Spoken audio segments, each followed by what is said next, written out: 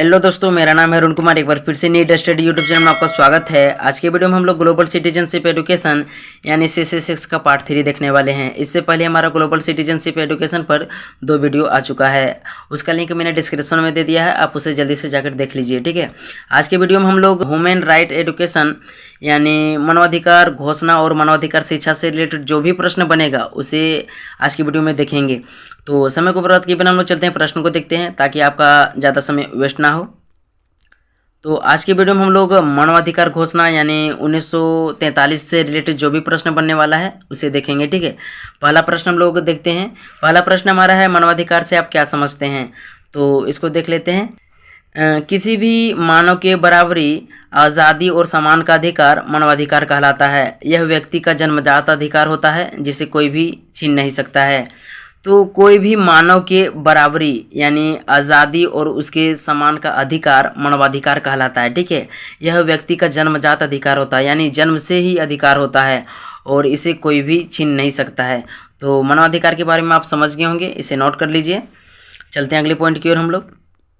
अगला प्रश्न हमारा है, मानवाधिकार दिवस कब मनाया जाता है? तो काफ़ी इंपॉर्टेंट प्रश्न है और यह प्रश्न एग्जाम में आ सकता है। ठीक है, तो ए नंबर में हमारा है 5 जून को, बी नंबर में है 10 दिसंबर, सी नंबर में है 22 अप्रैल और डी नंबर में है 19 जून को। तो आपको बताना है कि मानवाधिकार दिवस किस दिन मनाया जाता है। ठीक है, तो इसका करेक्ट आंसर हो जाएगा ऑप्शन नंबर बी, 10 दिसंबर को। 10 दिसंबर को मानवाधिकार दिवस मनाया जाता है, तो इसको नोट कर लीजिए। चलते हैं अगले प्रश्न की ओर। अगला प्रश्न हमारा है, मानवाधिकारों की सार्वभौमिक घोषणा को संयुक्त राष्ट्र महासभा द्वारा किस वर्ष में अपनाया गया था? ए नंबर में है 1948, बी नंबर में है 1946, सी नंबर में 1945 और डी नंबर में 1966 को। तो मानवाधिकारों की सार्वभौमिक घोषणा को संयुक्त राष्ट्र महासभा ने 1948 को, 10 दिसंबर 1948 को अपनाया था। ठीक है, तो इसका करेक्ट आंसर हो जाएगा ऑप्शन नंबर ए, तो इसको नोट कर लीजिए। चलते हैं अगले पॉइंट की ओर। चौथा प्रश्न हमारा है, संयुक्त राष्ट्र मानवाधिकार आयोग की स्थापना कब हुई थी? ए नंबर में 1946, बी नंबर में 1950, सी नंबर में 1949 और डी नंबर में 1948। तो संयुक्त राष्ट्र मानवाधिकार आयोग की स्थापना हुई थी 1946 में, यानी इसका करेक्ट आंसर हो जाएगा ऑप्शन नंबर ए, 1946। तो इसको नोट कर लीजिए। चलते हैं अगले प्रश्न की ओर। पांचवा प्रश्न हमारा है, भारत में राष्ट्रीय मानवाधिकार आयोग का गठन कब किया गया था? ए नंबर में है 1992, बी नंबर में है 1995, सी नंबर में 1996 और डी नंबर में 1993। तो इसका करेक्ट आंसर हो जाएगा ऑप्शन नंबर डी, 1993 को। ठीक है, 12 अक्टूबर 1993 को भारत में राष्ट्रीय मानवाधिकार आयोग की स्थापना किया गया था। तो करेक्ट आंसर हो जाएगा ऑप्शन नंबर डी, इसको नोट कर लीजिए। 6 नंबर का हमारा प्रश्न है, Amnesty International organisation of volunteers अभियान चलाता है पूरी दुनिया में मानवाधिकार के लिए, पूरी दुनिया में मानव मूल्यों के लिए, मानव विकास अध्ययन के लिए, डी नंबर में है मानव मुक्त शिक्षा अधिकारों के लिए। तो जो Amnesty International organisation of volunteers है, ठीक है, वह पूरी दुनिया में मानवाधिकारों के लिए मतलब पूरी दुनिया में मानवाधिकारों के लिए अभियान चलाता है। ठीक है, तो करेक्ट आंसर हो जाएगा ऑप्शन नंबर ए। ठीक है, इसको नोट कर लीजिए। चलते हैं अगले प्रश्न की ओर। 7 नंबर का प्रश्न हमारा है, मानवाधिकारों के सार्वभौमिक घोषणा पत्र में कितने अनुच्छेद हैं? ए नंबर में है 25, बी नंबर में है 28, सी नंबर में है 30 और डी में है इसमें से कोई नहीं। तो इसका करेक्ट आंसर हो जाएगा ऑप्शन नंबर सी, 30, यानी मानवाधिकारों के सार्वभौमिक घोषणा पत्र में 30 अनुच्छेद है। तो इसका आंसर हो जाएगा ऑप्शन नंबर सी, इसको नोट कर लीजिए। देखते हैं 8 नंबर का प्रश्न। 8वां प्रश्न हमारा है, निम्नलिखित में कौन मानवाधिकार का उल्लंघन है? ए नंबर में है बंधुआ मजदूरी, बी नंबर में मानव का दुर्व्यवहार, सी नंबर में है छुआछूत और डी नंबर में इसमें से सभी। तो मानव अधिकार का जो उल्लंघन करता है लगभग ये सभी करता है। ठीक है, यानी बंधुआ मजदूरी भी करता है, मानव का दुर्व्यवहार भी करता है और छुआछूत भी करता है। तो करेक्ट आंसर हो जाएगा ऑप्शन नंबर डी, इसमें से सभी। इसको नोट कर लीजिए। चलते हैं अगले प्रश्न की ओर।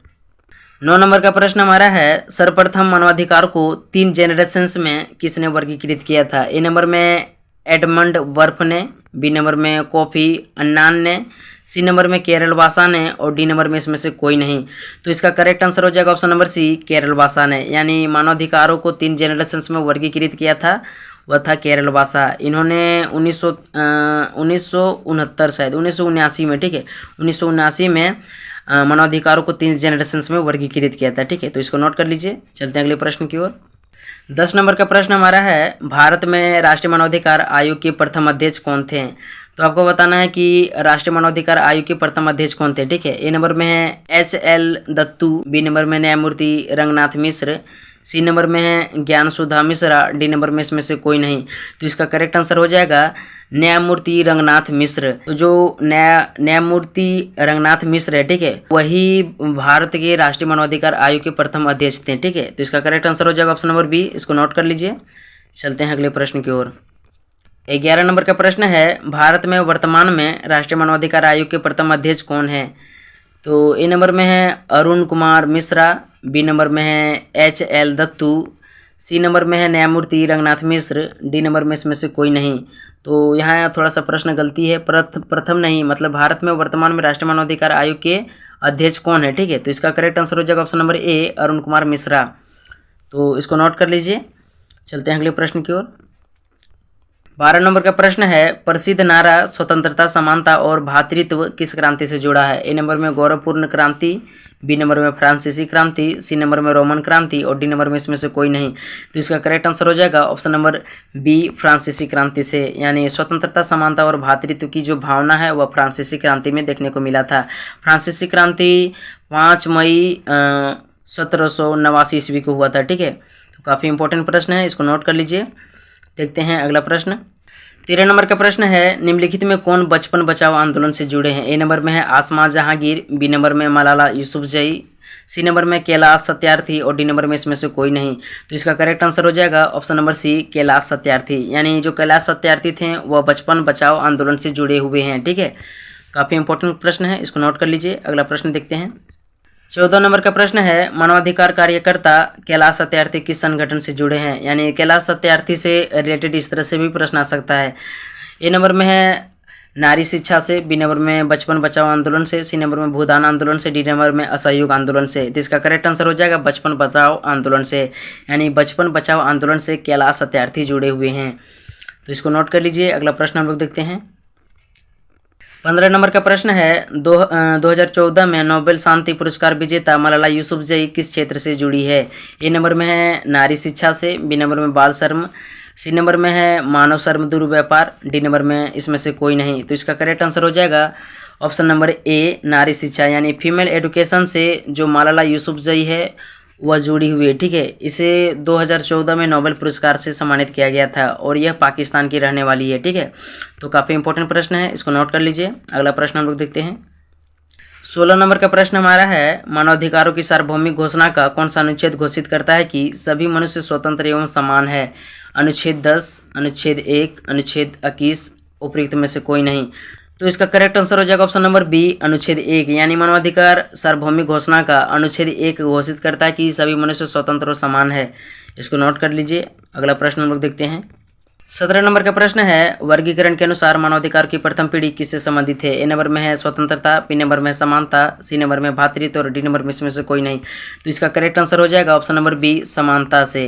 यानी वर्गीकरण के अनुसार, यानी जो इसे पहला वर्गीकरण किया था, 3 चरणों में वर्गीकरण किया था केरल भाषा ने, उन्होंने ही बताया था कि जो प्रथम पीढ़ी है वह मानवाधिकारों की समानता से रिलेटेड है, ठीक है। तो इसको नोट कर लीजिए। अगला प्रश्न हम लोग देखते हैं। 18 नंबर का प्रश्न है, निम्नलिखित में कौन सा रंग मानवाधिकारों के प्रथम पीढ़ी का प्रतीक है? यानी प्रथम पीढ़ी में मानवाधिकारों का प्रतीक बताना है, ठीक है। ए नंबर में हरा यानी ग्रीन, बी नंबर में है लाल, सी नंबर में है नीला और डी नंबर में इसमें से कोई नहीं। तो इसका करेक्ट आंसर हो जाएगा नीला, यानी ब्लू अधिकार। जो नीला या ब्लू अधिकार है वह मानवाधिकार की प्रथम पीढ़ी का प्रतीक है, ठीक है। इसको नोट कर लीजिए। अगला प्रश्न देखते हैं। 19 नंबर का प्रश्न है, सार्वभौमिक घोषणा मानवाधिकार का मुख्यालय कहाँ स्थित है? ए नंबर में इंग्लैंड में, बी नंबर में फ्रांस में, सी नंबर में भारत में और डी नंबर में जेनेवा स्विट्जरलैंड में। तो सार्वभौमिक घोषणा मानवाधिकार का जो मुख्यालय स्थित है वह जेनेवा स्विट्जरलैंड में स्थित है। यह काफ़ी इंपॉर्टेंट प्रश्न है, इसको नोट कर लीजिए। अगला प्रश्न हम लोग देखते हैं। 20 नंबर का प्रश्न हमारा है, एमनेस्टी इंटरनेशनल मुख्यालय स्थित है? ए नंबर में लंदन यूनाइटेड किंगडम में, बी नंबर में ऑस्ट्रेलिया, सी नंबर में स्विट्जरलैंड, डी नंबर में इसमें से कोई नहीं। तो इसका करेक्ट आंसर हो जाएगा लंदन यूनाइटेड किंगडम में। यानी एमनेस्टी इंटरनेशनल मुख्यालय स्थित है लंदन यूनाइटेड किंगडम में। यूनाइटेड किंगडम का कहने का मतलब है इंग्लैंड में स्थित है, ब्रिटेन में स्थित है, ठीक है। इसको नोट कर लीजिए। अगला प्रश्न हम लोग देखते हैं। 21 नंबर का प्रश्न है, भारत में मानवाधिकार आयोग का मुख्यालय स्थित है। ए नंबर में है सूरत, बी नंबर में कोलकाता में, सी नंबर में है मुंबई और डी नंबर में है नई दिल्ली में। तो जो भारत का मानवाधिकार आयोग का मुख्यालय स्थित है वह नई दिल्ली में स्थित है, ठीक है। यानी इसका करेक्ट आंसर हो जाएगा ऑप्शन नंबर डी। इसको नोट कर लीजिए। अगला प्रश्न देखते हैं। 22 नंबर का प्रश्न है, संयुक्त राष्ट्र मानवाधिकार परिषद में कितने सदस्य देश शामिल है। ए नंबर में है 45, बी नंबर में है 47, सी नंबर में 57 और डी नंबर में है 10। तो इसका करेक्ट आंसर हो जाएगा ऑप्शन नंबर बी, 47 देश है। यानी संयुक्त राष्ट्र मानवाधिकार परिषद में 47 देश सम्मिलित है, ठीक है। इसको नोट कर लीजिए। अगला प्रश्न हम लोग देखते हैं। 23 नंबर का प्रश्न हमारा है, संयुक्त राष्ट्र मानवाधिकार की सार्वभौमिक घोषणा का कौन सा अनुच्छेद कहता है कि आपका मानवाधिकार कोई नहीं छीन सकता है। ए नंबर में है अनुच्छेद 3, बी नंबर में अनुच्छेद 1, सी नंबर में है अनुच्छेद 2 और डी नंबर में उपरोक्त में से कोई नहीं। तो इसका करेक्ट आंसर हो जाएगा ऑप्शन नंबर सी, अनुच्छेद 2। यानी मानवाधिकार सार्वभौमिक घोषणा का अनुच्छेद 2 कहता है कि किसी भी व्यक्ति का जो मानवाधिकार है वह कोई भी छीन नहीं सकता है, ठीक है। तो करेक्ट आंसर हो जाएगा ऑप्शन नंबर सी। इसको नोट कर लीजिए। अगला प्रश्न देखते हैं। तो ग्लोबल सिटीजनशिप एडुकेशन का अगला पॉइंट हमारा होगा नॉन वायलेंस, यानी व्यू ऑफ महात्मा गांधी, अहिंसा पर महात्मा गांधी के विचार, ठीक है। तो इससे रिलेटेड जो भी प्रश्न बनने का लायक है मैंने उसे बनाया है और काफ़ी इंपॉर्टेंट है, ठीक है। इस तरह का प्रश्न जो रहेगा काफ़ी इंपॉर्टेंट रहेगा। तो देखते हैं हम लोग प्रश्न को। 24 नंबर का प्रश्न है, निम्न में से किसने अहिंसा संबंधित विचार दिए हैं। ए नंबर में है सुभाष चंद्र बोस, बी नंबर में जवाहरलाल नेहरू, सी नंबर में है रविंद्रनाथ टैगोर और डी नंबर में है महात्मा गांधी। तो हम लोगों को अहिंसा से संबंधित महात्मा गांधी के विचार पढ़ना है। तो अहिंसा का जो भी रिलेटेड प्रश्न आएगा आपका एग्जाम में, ठीक है, वह उसका आंसर महात्मा गांधी होगा। तो यहाँ इसका करेक्ट आंसर हो जाएगा option number D, Mahatma Gandhi. तो इसको नोट कर लीजिए। 25 नंबर का प्रश्न हमारा है, निम्न में से कौन अहिंसा के परम पुजारी थे। तो अहिंसा के परम पुजारी कौन थे उसे बताना है आपको। ए नंबर में है सुभाष चंद्र बोस, बी नंबर में महात्मा गांधी, सी नंबर में रविंद्रनाथ टैगोर और डी नंबर में है जवाहरलाल नेहरू। तो इसका करेक्ट आंसर हो जाएगा महात्मा गांधी। यानी महात्मा गांधी जो थे वह अहिंसा के परम पुजारी थे। तो इसको नोट कर लीजिए। अगला प्रश्न हम लोग देखते हैं। 26 नंबर का प्रश्न हमारा है, महात्मा गांधी को बापू किसने कहा। तो आपको बताना है कि महात्मा गांधी को बापू किसने कहा था, ठीक है।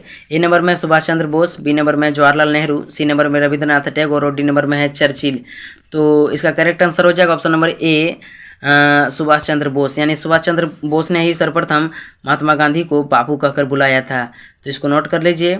अगला पॉइंट हम लोग देखते हैं। 27 नंबर का प्रश्न है, एक कथन किसने कहा कि ऐसे जियो जैसे तुम कल मरने वाली हो, ऐसे सीखो कि तुम हमेशा के लिए जीने वाली हो।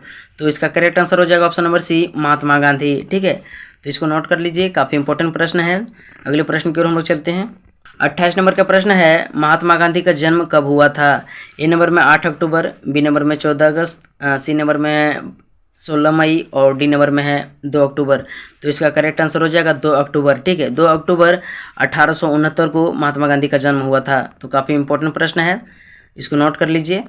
और मैं यहाँ एक बात बोलने भूल गया, 2 अक्टूबर 1869 को पोरबंदर गुजरात में महात्मा गांधी का जन्म हुआ था, ठीक है। काफ़ी इंपॉर्टेंट प्रश्न है, इसको नोट कर लीजिए। अगला प्रश्न देखते हैं।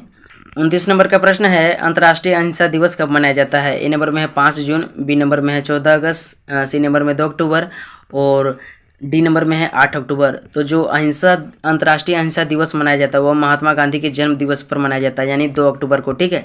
तो करेक्ट आंसर हो जाएगा ऑप्शन नंबर सी। इसको नोट कर लीजिए। अगला प्रश्न देखते हैं। 30 नंबर का प्रश्न है, अंतर्राष्ट्रीय अहिंसा दिवस सर्वप्रथम कब मनाया गया था। ए नंबर में है 2005 को, बी नंबर में है 2007 को, सी नंबर में 2019 को और डी नंबर में इसमें से कोई नहीं। तो अंतर्राष्ट्रीय अहिंसा दिवस सर्वप्रथम 2007 को बनाया गया था, यानी इसका करेक्ट आंसर हो जाएगा ऑप्शन नंबर बी। इसको नोट कर लीजिए। अगला प्रश्न देखते हैं। 31 नंबर का प्रश्न है, निम्न में किसके जन्मदिन के अवसर पर अंतर्राष्ट्रीय अहिंसा दिवस मनाया जाता है। ए नंबर में है लाल बहादुर शास्त्री, बी नंबर में है पंडित जवाहरलाल नेहरू, सी नंबर में महात्मा गांधी और डी नंबर में सरोजिनी नायडू। तो इसका करेक्ट आंसर हो जाएगा ऑप्शन नंबर सी, महात्मा गांधी। यानी महात्मा गांधी के जन्मदिन के अवसर पर 2 अक्टूबर को अंतर्राष्ट्रीय अहिंसा दिवस मनाया जाता है। तो काफ़ी इंपॉर्टेंट प्रश्न है, इसको नोट कर लीजिए। अगला प्रश्न देखते हैं। 32 नंबर का प्रश्न है, महात्मा गांधी को मंगल बाबा किसने कहा। ए नंबर में है चर्चिल, बी नंबर में खान अब्दुल गफ्फर खान, सी नंबर में रविंद्रनाथ टैगोर, डी नंबर में जे बी कृपलानी। इसका करेक्ट आंसर हो जाएगा खान अब्दुल गफ्फार खान, ठीक है। यानी खान अब्दुल गफ्फार खान ने गांधी को मंगल बाबा कहकर बुलाया था। तो इसको नोट कर लीजिए। अगला प्रश्न देखते हैं। 33 नंबर का प्रश्न है, गांधी जी को महात्मा की उपाधि किसने दी? ए नंबर में है खान अब्दुल गफ्फार खान, बी नंबर में चर्चिल, सी नंबर में रविंद्रनाथ टैगोर और डी नंबर में JB कृपलानी। तो महात्मा गांधी को उपाधि दिया था रविंद्रनाथ टैगोर ने, ठीक है। यानी गांधी जी को महात्मा को उपाधि किसने दिया था? तो रविंद्रनाथ टैगोर में। काफ़ी इंपॉर्टेंट प्रश्न है, इसको नोट कर लीजिए। अगला प्रश्न देखते हैं। 35 नंबर का प्रश्न है, निम्नलिखित में कौन सी पुस्तक महात्मा गांधी द्वारा लिखी गई है? ए नंबर में है सत्य के साथ मेरे प्रयोग की कहानी, बी नंबर में हिंद स्वराज, सी नंबर में सत्याग्रह, डी नंबर में उपयुक्त सभी। तो इसका करेक्ट आंसर हो जाएगा उपयुक्त सभी, यानी ये सभी पुस्तकें महात्मा गांधी द्वारा लिखी गई है। काफ़ी इंपॉर्टेंट प्रश्न है। अगला प्रश्न देखते हैं। 36 नंबर का प्रश्न हमारा है, गांधी जी के अनुसार अहिंसा और सत्य के विषय में निम्नलिखित कथनों में कौन सा सही है? ए नंबर में अहिंसा साध्य और सत्य साधन है, बी नंबर में है सत्य साध्य है और अहिंसा साधन है, सी नंबर में दोनों और डी नंबर में कोई नहीं। तो इसका करेक्ट आंसर हो जाएगा अहिंसा साध्य है और सत्य साधन है, ठीक है। यानी महात्मा गांधी ने कहा था कि जो अहिंसा है वह साध्य है और जो सत्य है वह साधन है। तो इसको नोट कर लीजिए। अगला प्रश्न देखते हैं। 37 नंबर का प्रश्न हमारा है, महात्मा गांधी को राष्ट्रपिता किसने कहा? ए नंबर में सुभाष चंद्र बोस, बी नंबर में है चर्चिल, सी नंबर में है रविंद्रनाथ टैगोर और डी नंबर में JB कृपलानी। तो इसका करेक्ट आंसर हो जाएगा सुभाष चंद्र बोस, ठीक है। यानी सुभाष चंद्र बोस ने ही सर्वप्रथम कहा था कि महात्मा गांधी को राष्ट्रपिता कहा था, ठीक है। तो काफ़ी इंपॉर्टेंट प्रश्न है, इसको नोट कर लीजिए।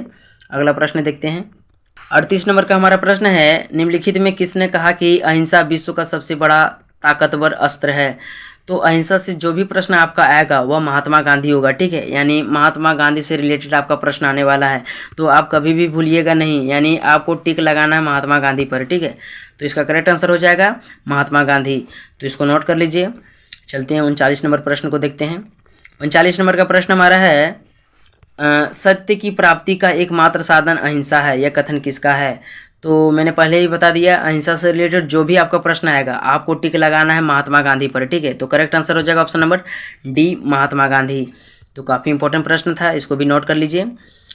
40 नंबर का प्रश्न देखते हैं। 40 नंबर का हमारा प्रश्न है, महात्मा गांधी दक्षिण अफ्रीका से वापस भारत कब लौटे? ए नंबर में है 1917 को, बी नंबर में 1920 को, सी नंबर में 1915 को और डी नंबर में इसमें से कोई नहीं। तो इसका करेक्ट आंसर हो जाएगा 1915 को, यानी 9 जनवरी 1915 को जो महात्मा गांधी थे वह दक्षिण अफ्रीका से भारत आए थे, ठीक है। और 2017 में लगभग चंपारण आंदोलन की शुरुआत किए थे। तो आज की वीडियो में इतने ही। आशा करता हूँ वीडियो अच्छा लगा होगा, तो जल्दी से एक प्यारा सा लाइक कर दीजिए और चैनल में नहीं तो चैनल को जल्दी से सब्सक्राइब कर दीजिए। मिलते हैं नेक्स्ट वीडियो में, तब तक के लिए धन्यवाद।